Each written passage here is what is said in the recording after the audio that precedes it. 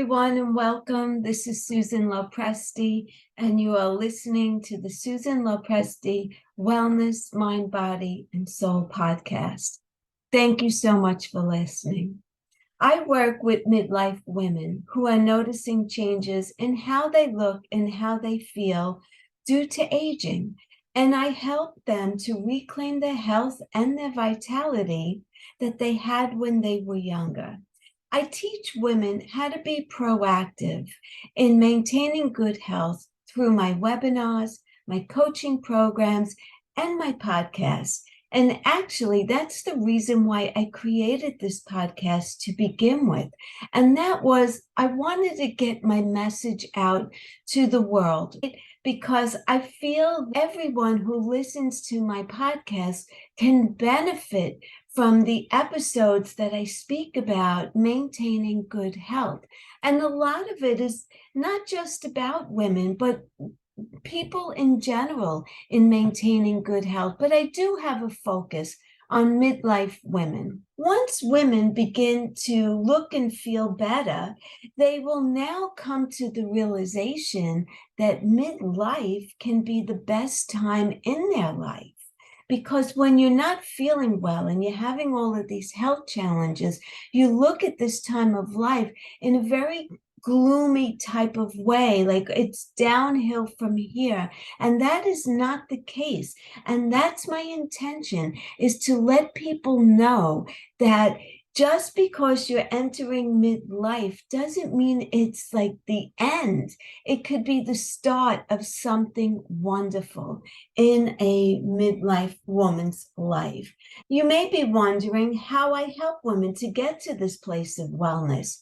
It's through alternative healing modalities with a focus on functional medicine, also movement of your body daily, daily meditation, energy healing, and of course, having healing foods as well. And my focus is to help women to make better choices with food and to increase exercise, self-care, work on relationships with yourself. Your relationship with yourself is the most important relationship that you have. So you want to work on that from an emotional standpoint and also a physical standpoint in improving your health, and also from a spirituality aspect. I believe that knowledge is power, and I give women the tools needed to prevent rapid aging and decline. And armed with the tools necessary to do so, you can slow the aging process to make this time in your life the best years ever. So through diet and lifestyle changes, my clients begin to notice an improvement in their health and in the way they feel and they look in just a matter of weeks. Now, with that in mind, I do want you to understand that I am not a doctor. And by all means, if you are not feeling well, my best advice for you is to seek the advice of a doctor.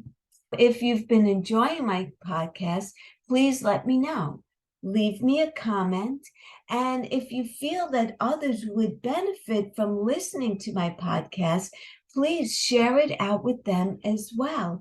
I would love to help as many women as possible through this podcast. So thank you from the bottom of my heart for listening. And I hope that I am adding value to your day. And now let's go on with the episode.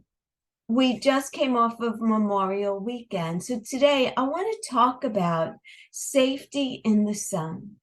How do we protect the skin that we're in, right? Everyone loves the warmth of the sun on their skin, but how much sun is too much sun? And how do you know if a suspicious spot should be checked out by a professional doctor? You're about to find out the answers to all of your sun-related questions. So sit back and relax and enjoy this episode. One of the first questions that you may ask when you're talking and you're saying, I need to stay out of the sun for my skin. And then the next question is, but don't I need vitamin D? We all need vitamin D. It helps our bones, and without it, we're at risk of conditions like osteoporosis. Vitamin D also helps to boost your immune system. When your skin is exposed to sunlight, it manufactures vitamin D. However, letting the sun beat down on you isn't the only way to satisfy your vitamin D quotient. Fatty fish, egg yolks, beef, liver, and cheese are all good sources of vitamin D. You could also find milk and orange juice that has been fortified with vitamin D. If you think you're not getting enough, supplementation is another option. So, how much sunscreen do I need? Ingredients like zinc oxide, titanium dioxide, and other minerals act as a physical sunblock. They reflect UV rays from the skin. The white-colored noses on beachgoers in the 1980s and the 1990s were due to these compounds, right? And thankfully, manufacturers today can make these compounds much smaller so that the sunscreen can blend into your skin. Sunscreens can also contain ingredients such as avobenzone or oxybenzone, which are organic chemicals that absorb UV radiation instead of reflecting it. We want to talk about UVB and UVA SPF. They both stand for sun protection factor and refer to how well a sunscreen can protect against UVB rays, which cause burning and sun cancer. It could also be helpful to think of UVB for burning, right? Another type of radiation is called UVA, and this is responsible for age spots and wrinkles, as well as some types of skin cancer. So choose sunscreens that are labeled broad spectrum to ensure that it protects from both UVA and UVB rays. Currently, there is no standard in the United States for listing UVA blocking power. In certain European and Asian countries, UVA protection must be listed on the packaging the same way SPF would be. So let's talk about applying and reapplying. Every time you use sunscreen, use about a shot glass worth. That's about an ounce or so to cover your whole body. And you want to apply your first coat 15 minutes before you venture outside, right? So while you're still in the house, preferably if you're going to be wearing a bathing suit, apply the protection while you're naked so that you cover all areas of your body. And again, you want to apply that first coat 15 minutes before you venture outside. Then reapply every 2 hours as long as you're outdoors. I also want to talk about expiration dates on sunscreens because this is really important. Sunscreens are designed to remain at optimal strength for up to 3 years. This means that you can use leftover sunscreen from 1 year to the next, which is great news because they're not that cheap and we're all looking to save $1 these days. So some sunscreens will include an expiration date. Discard sunscreen that is past the expiration date. Otherwise, write the date of purchase on the bottle and be sure to throw it out 3 years later if you still have any left. Let's talk about extra protection as well. It's better to be safe than sorry. When you're spending a lot of time outdoors, be sure to cover up with lightweight, light-colored clothing. Make it a point to wear a hat with a brim, I always do, to cover your eyes and your scalp, and don't leave your house without sunglasses on a bright day. Additionally, if you're buying chapstick or skin makeup, choose products that include at least SPF 15.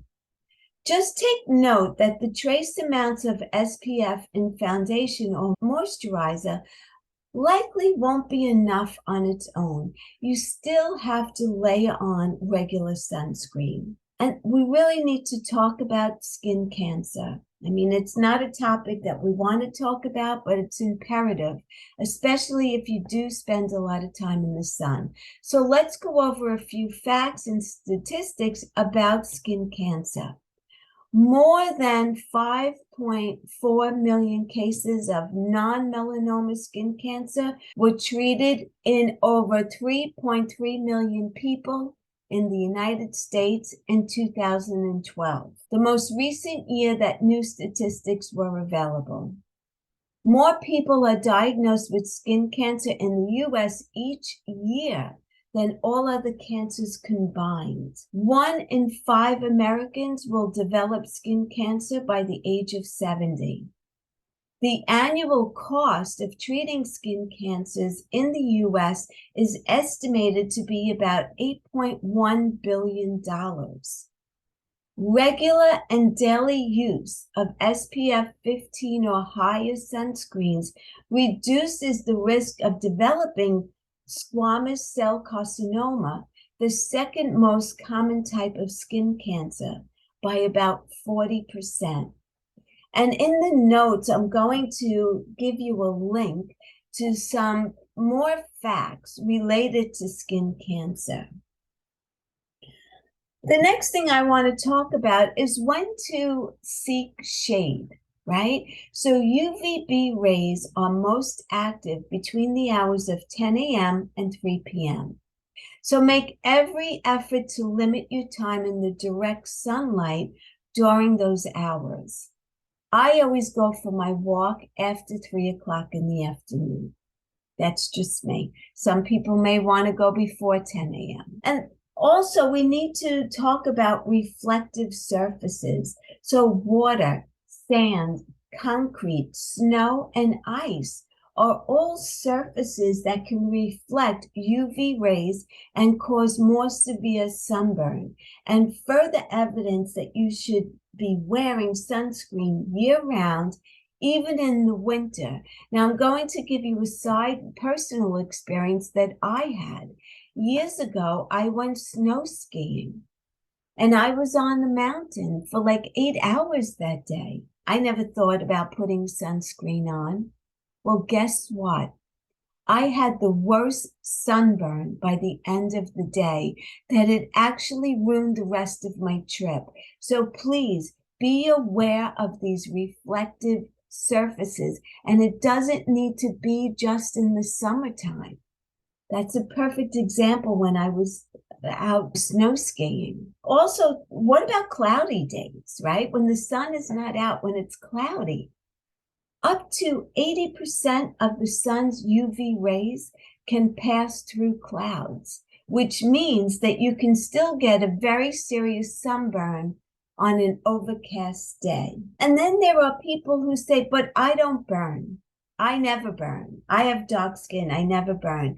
It's a common misconception that darker complexions don't need sunscreen. While melanin does protect from a small number of UV rays, every shade of skin needs sun protection. Don't fool yourself. If you have a dark skin tone, you'll likely get a natural skin protectant of about SPF 13. You need about SPF 30 for reliable protection. No matter your skin color, you're still at risk of cancer, wrinkles, dark spots, and burning from excessive skin exposure. So don't fool yourself into thinking that you have darker skin and you don't have to worry about any of this. You do. Avoid the white cast. Sunscreen is a crucial part of every beauty routine. But the white cast is something that you can leave behind because it isn't always attractive, right? So if this is an issue that you've dealt with, where you have this white cast on you, apply sunscreen at least 20 minutes before you go outside so that it has time to soak into your skin. Also, use a separate type of sunscreen for your face. If you can find a gel-based sunscreen, that's the best bet, right? You could also try looking for a tinted sunscreen or lay a sunscreen on underneath your regular foundation or powder. So first put your sunscreen and then put your foundation and powder over it if you find that you're getting a white tint to your skin, right? So this is what we could do to prevent sunburn and sun damage when we're outside. We want to be able to enjoy this wonderful time of year and be outside in the sun, enjoy the warmth. But at the same time, we want to be sure that we're protecting our skin. We also want to make sure that we're doing regular skin checks. And if you know what to look for, you can spot warning signs of cancer very early on. And that's the best way to protect. Go right to your doctor. Do a full body check once a month in a well-lit room in front of a full-length mirror, using a hand mirror for areas that are hard to see, or ask your partner to do a scan of you. And if anything comes up, you want to call your doctor immediately. So you want to follow this ABCDE rule. And it's asymmetry, border, color, diameter, and evolving. So for more information, I'm going to put a link about skin cancer in the show notes as well. So go back to that. And a word on indoor tanning. It would be really amiss if I didn't talk about that. Tanning beds are not safer than the sun. Whether indoor or outdoor UV rays, your skin will still suffer. Also, tanning beds don't help your body make vitamin D. They emit mostly UVA light, while your body needs UVB to create vitamin D. I want to talk about embracing a faux tan. Most people fear looking orange from a spray tan, but thanks to technology and lots of experimentation, that's highly unlikely nowadays. Back in the 80s and the late 70s, when I was experimenting with a fake tan or faux tan, I was glowing orange. And so I said, no, this is not for me. It doesn't look natural. I'd rather just be white or get burned because I'm so fair that I have to burn first before I get tan. I no longer do that. I have plenty of sun damage, but I've been on a quest for the last, I want to say, probably 25 years of really protecting my skin. I have freckles, I have sunspots, I have wrinkles. I'm just trying to avoid any more of it. If you love the way you look with a tan, right, do a little research to find a quality product and check out a video that I'm going to put about how to apply self-tanner, because that's really the ticket, right, is how you're applying it. Is it streaky? What's the best way? What do I use to apply it? I'm sure that this video is going to answer a lot of your questions. I also want you to take note of your location.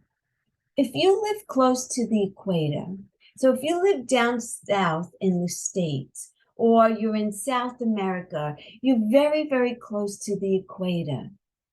Or are you high in altitude location? So if you're close to the equator, you're at greater risk of sunburn quicker.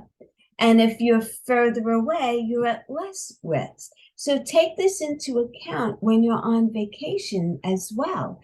Because if you live up north, way up north, and you sit in the sun, You may be able to stay an hour and say, oh, an hour I still didn't get burned. But if you're down south, closer to the equator, within 15 to 30 minutes, you could be burning. And everyone is different based on your skin, right? So I'm not telling you that everyone could stay 15 minutes in the sun. If I stay 15 minutes in the sun without sunscreen, I'm going to be having a pink tone to me. So everyone is different.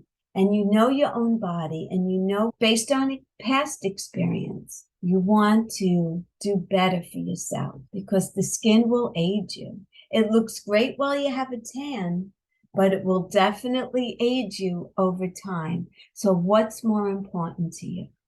The other thing I want to recommend is that you keep drinking water. While there's no proof that water can help protect you from the sun, despite what some may claim, it is important to stay hydrated when you're spending time in the sun. So you always want to carry water with you when you're in the sun, and you want to aim to drink more than you would on a typical day spent indoors, right? So that you could avoid heat stroke, because that's definitely something that will happen if you are dehydrated and you're spending time outside. So be sure that you have plenty of water with you and that you're drinking regularly, okay? That's so important. You also want to prevent peeling. Once you've come inside from a sunny day, you want to, after you shower, immediately apply a moisturizer, an oil or an aloe-based gel to your skin. This will help keep it hydrated and make it less likely to peel if you did burn.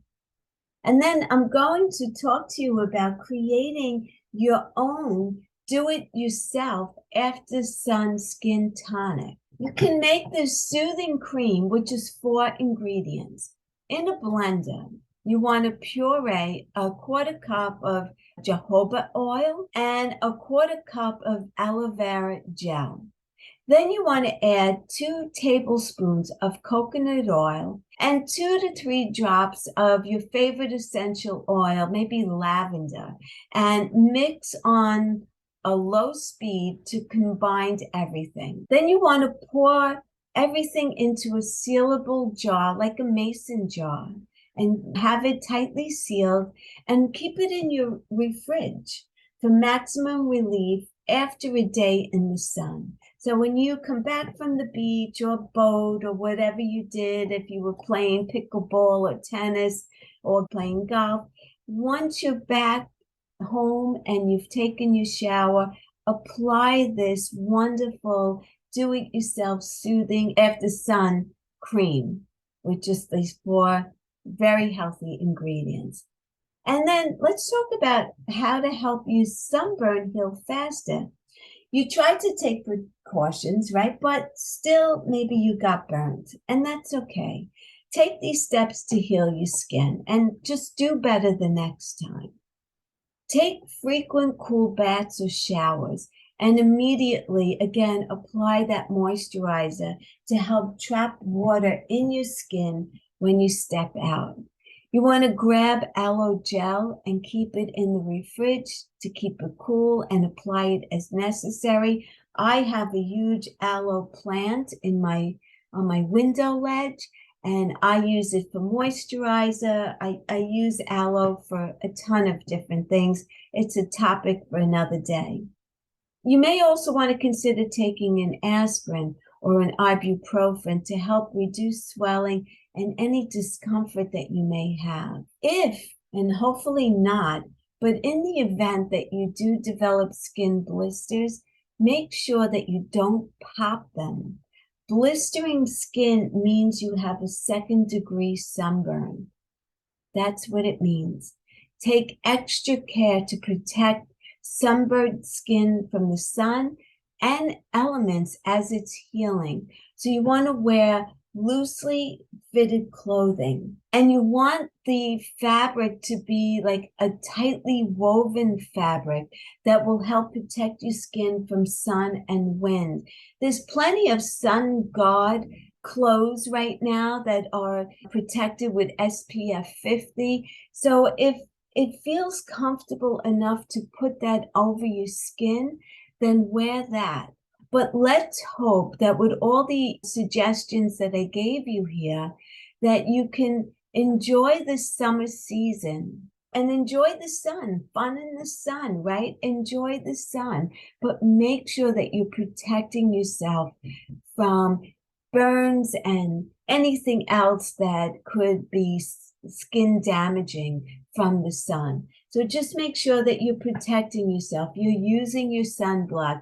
You're going out during the hours that the sun is not the strongest. You don't want to go out between 10 and 3 o'clock in the afternoon and have like an SPF 15 on your skin. No way. No way. It has to be SPF 30 or above, depending on your skin type. So please, if you enjoyed this episode or you know of anyone who could really benefit from learning about protecting their skin from the sun, please share it out with them. It helps to get my message out to as many people as possible. And I want to thank you so much for listening here today. I so appreciate each and every one of you. And until the next time, be well, stay happy, and bye for now. Take good care, everyone.